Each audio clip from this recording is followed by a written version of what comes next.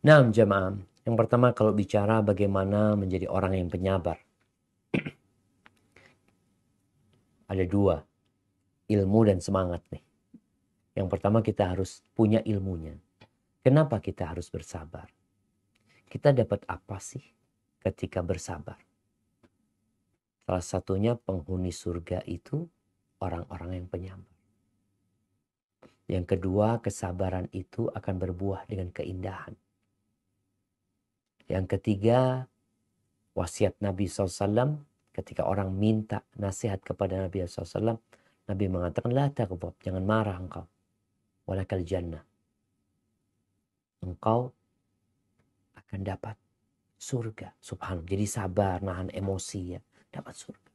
Kemudian kalau kita bicara menghadapi orang agar kita nggak gampang emosi, marahan, maka ada yang perlu dipraktekkan sama kita. Bagaimana prakteknya?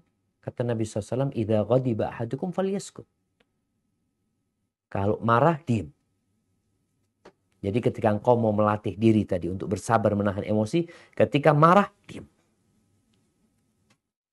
Ketika marah dalam kondisi berdiri, duduk.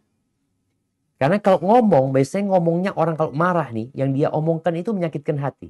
Bahkan kebun binatang kadang-kala keluar dari lisan dia. Maka disuruh diam. Suami istri kadang-kala akan keluar. Kalau istri mungkin minta cerai, gugat cerai. Ceraikan aku ini, teriak-teriak dia. Akhirnya suaminya marah juga, mengatakan cerai, nangis istri. Udah ucapan suami, jatuh cerai. Maka di sini, hendaklah tatkala kita marah, diam.